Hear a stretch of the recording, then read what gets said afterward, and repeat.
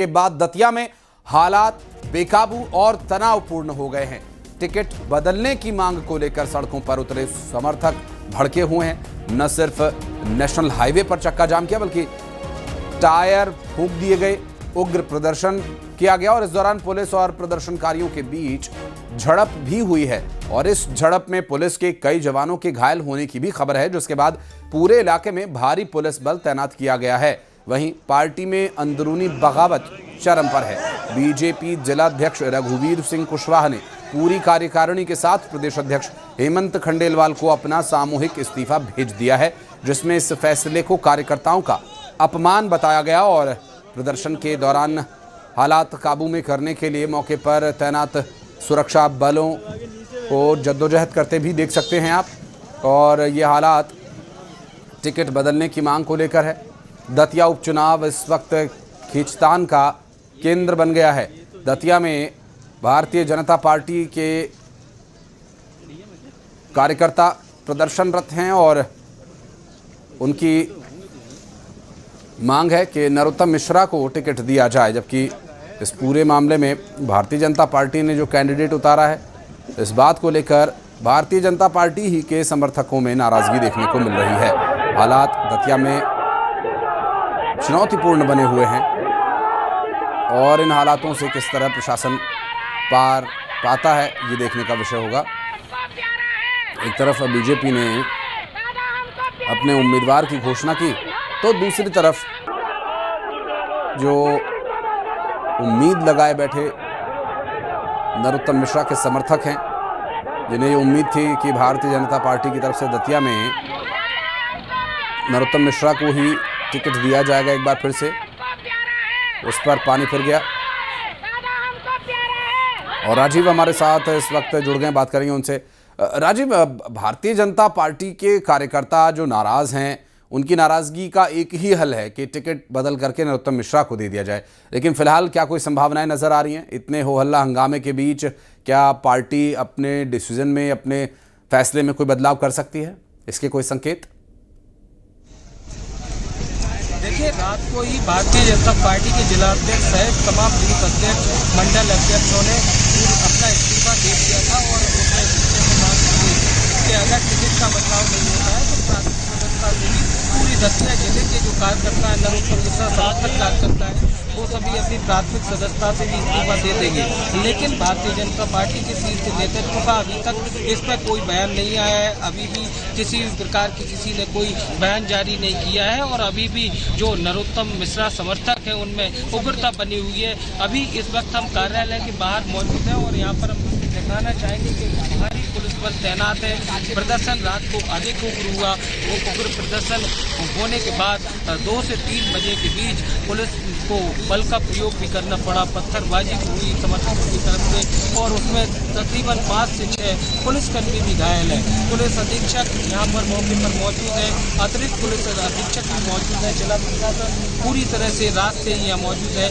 जिला कलेक्टर भी यहाँ अभी पहुँचे हुए हैं और पूरी रात से निगरानी भी करते हुए नजर आ रहे थे। और यहाँ का हम आपको नज़ारा दिखाना चाहेंगे। ये भारतीय जनता पार्टी का कार्यालय और यहाँ पर जो स्थिति है वो यहाँ पुलिस भारी संख्या में पुलिस बल तैनात है और यह भारतीय जनता पार्टी का जो कार्यालय है इसमें अभी भी कार्यकर्ता मौजूद है जो कि लगातार रात से ही प्रदर्शन करते हुए नजर आ रहे थे। और ये भारतीय जनता पार्टी के अंदर की तस्वीरें हैं जी। लेकिन राजीव, ये जो परिस्थितियां हैं, इनसे चुनौतीपूर्ण हालातों से निपटने के लिए प्रशासनिक स्तर पर सुरक्षा बल तो तैनात किए ही गए हैं, लेकिन इसका जो हल है, शिवकांत हमारे सहयोगी जुड़ गए, उनसे बात करेंगे। शिवकांत, ये जो पूरा विवाद है, पुलिस प्रशासन या एहतियाती तौर पर कोई उपद्रव ना हो उसके लिए जो तैनाती की गई है, उससे तो हल निकलने वाला नहीं है। हल तो नेतृत्व को ही लेना पड़ेगा, चाहे वो भोपाल से निर्णय लिया जाए या फिर दिल्ली से।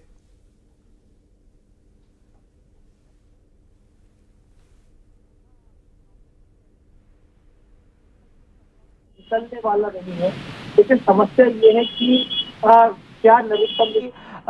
क्या नरोत्तम मिश्रा के कार्यकर्ता दतिया के अलावा बाहर भी हैं क्या वो अपनी बात सही ढंग से रख रहे हैं, और क्या जो पार्टी जो बीजेपी हमेशा से सर्वे करती रही है कार्यकर्ताओं के बीच में जाकर के, और जो संघ उनको जो सर्वे रिपोर्ट देती है, क्या उस आधार पर नरोत्तम मिश्रा का टिकट कटा, और अगर उस आधार पर नहीं कटा तो क्या टिकट बदली जाएगी नरोत्तम मिश्रा की कार्यकर्ताओं के दबाव में आकर? ये पहली बार देखा जा रहा है कि जब बीजेपी में किसी नेता के समर्थक चाहे समर्थन में हो चाहे विरोध में हो इतने खुलकर सामने आ रहे हैं। और नहीं तो पार्टी हमेशा ये कहती रहेगी कि कार्यकर्ताओं की पार्टी है, कार्यकर्ताओं के लिए काम करती है, कार्यकर्ताओं के भाव को देखकर काम करती है। तो अब तीनों चीजें यहाँ पर कॉन्फ्लिक्ट नजर आता है कि अब नरोत्तम मिश्रा क्या करेंगे? क्या नरोत्तम मिश्रा को पार्टी आगे करेगी कार्यकर्ताओं को शांत करने के लिए, या फिर सब उन्हीं के इशारे पर हो रहा है? क्योंकि जब हम उनकी टाइमलाइन उठाकर देखते हैं सोशल मीडिया पे या जहां से भी उनके वीडियो आते हैं, वो लगातार उपचुनाव की तैयारी कर रहे थे। और उन्होंने एक जो शायरी उन्होंने कही थी कुछ दिन पहले, वो बड़ी वायरल हो रही है कि किनारे पर घर मत बना लेना, मैं फिर लौट कर आऊंगा। तो आज फिर वो वायरल हो रही है। वहीं विपक्ष भी अब जो है वो लगातार जो सत्ताधारी दल है, पार्टी है बीजेपी पर, उन पर निशाना साध रही कि जानबूझ के बड़े नेताओं ने नरोत्तम मिश्रा का टिकट कटवाया है। और कहीं ना कहीं इस तरीके से देखा जा रहा है कि बड़े नेताओं को साइडलाइन किया जा रहा है, ये विपक्ष आरोप लगा रहा है। तो आशीष, अब जो है धीरे धीरे इस जो पॉलिटिक्स से आगे बढ़ेगी और विरोध भी देखा जाएगा, समर्थक भी देखे जाएंगे। अब कांग्रेस की क्या स्ट्रेटेजी रहती है इस घटनाक्रम को देखकर? क्योंकि कहीं ना कहीं वो ये समझ रहे हैं कि उनको वॉकओवर मिलने वाला है। नरोत्तम मिश्रा के जो समर्थक है वो इतनी आसानी से मानने वाले नहीं है। तो क्या अब बीजेपी दफ्तर आएंगे, नरोत्तम मिश्रा अपनी बात रखेंगे या कार्यकर्ता अपनी बात रखेंगे? ये बड़ी दिलचस्प और देखने वाली बात जाहिर है। और इसमें कोई शक भी नहीं है राजीव, चूंकि अगर किसी नेता के समर्थक सड़क पर उतरे तो जाहिर है नेताजी के लिए उतरे, और इसमें नेताजी का पूरा फ्री हैंड हो सकता है कार्यकर्ताओं के बीच। हालांकि वो ओपनली आकर के तो नहीं कह सकते, लेकिन जिस टाइमलाइन का जिक्र शिवकांत कर रहे हैं, बहुत सच्चाई के बहुत नजदीक है ये। राजीव जी बिल्कुल, देखिए यहाँ पर डॉक्टर नरोत्तम मिश्रा कल से यहाँ पर नहीं है और उनका परिवार का कोई भी व्यक्ति नहीं है। लेकिन बड़ा सवाल यही है कि अगर उनके समर्थक प्रदर्शन कर रहे हैं तो कहीं ना कहीं क्या उनकी सहमति है, क्या उनकी सहमति से कर रहे हैं, ये बड़ा विषय है। और लगातार प्रदर्शन अभी भी जारी है। और यहाँ पर भारतीय जनता पार्टी के कार्यकर्ता भले ही बीजेपी कार्यालय के अभी अंदर हो, लेकिन ऐसे गुवाहट है कि अभी भी वो उग्र है और पूरी तरह से यहाँ पुलिस कंट्रोल बनाए हुए। जिला कलेक्टर भी यहाँ पहुँचे हुए हैं और अभी उन्होंने बात करने का एक उनसे प्रयास किया है, लेकिन वो बात करने के लिए तैयार नहीं है। लगातार उनकी यही मांगे हैं कि हम डॉक्टर नरोत्तम मिश्रा का पुनः टिकट होना चाहिए। राजीव, अंदर से ज्यादा लोग तो बाहर नजर आ रहे हैं, क्या लोग अभी पहुंचने वाले हैं या वो भवन के अंदर हैं? लगभग कितने लोग वहां उनके समर्थन में मौजूद हैं इस वक्त? देखिए, भवन के अंदर करीब 2 से 3 सैकड़ा लोगों की होने की संभावना है, क्योंकि लगातार पत्थरबाजी हो रही थी। सुबह भी हमने देखा कि सुबह भवन के अंदर से जब पुलिस ने भवन के बाहर पूरी तरह से पहरा बिठाया तो उन्होंने वहां से पुलिस के ऊपर एक बार फिर से पत्थरबाजी की और उसके बाद से भारी पुलिस बल यहाँ पर पहुँचा हुआ है।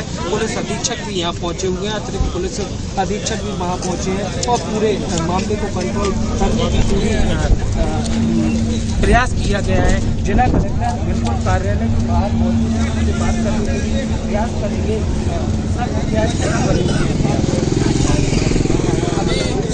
सामान्य है, हम लोग बनाए हुए हैं, कोई भी ऐसी अशांति ना फैले और कोई भी चक्काजाम जैसी ना हो, इसके लिए प्रयास करेंगे। सर, कितने लोग अंदर होंगे अभी?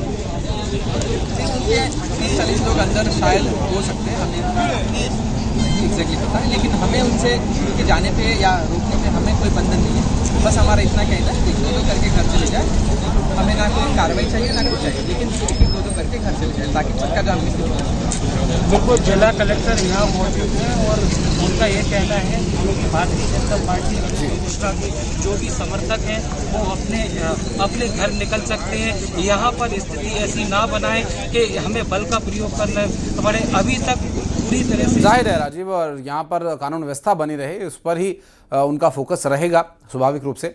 बहुत शुक्रिया आपका इस पूरे मामले पर जानकारी देने के लिए। बहुत बहुत धन्यवाद शिवकांत, इस पूरे मामले पर डिटेल्स साझा करने के लिए। तो दतिया उपचुनाव को लेकर कांग्रेस के खेमे में भी हलचल तेज हो गई है। बीजेपी द्वारा उम्मीदवार घोषित किए जाने के बाद अब सभी की निगाहें कांग्रेस पार्टी के फैसले पर टिकी हुई हैं कि वे किसे इस चुनावी समर में उतारते हैं। सूत्रों के मुताबिक कांग्रेस आज ही दतिया से अपने प्रत्याशी के नाम का ऐलान कर सकती है और दिल्ली से लेकर भोपाल तक मंथन का दौर जारी है।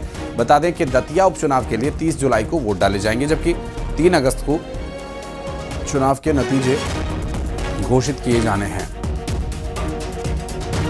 कांग्रेस पार्टी के कैंडिडेट के नाम का ऐलान आज ही होना है, ऐसी जानकारी मिल रही है। और कई नाम चर्चा में हैं। हालांकि 3 अगस्त को उपचुनाव के नतीजे आने हैं और 30 को वोट डाले जाएंगे। तो ये जो पूरी चुनावी प्रक्रिया उसके पहले ही जिस तरह से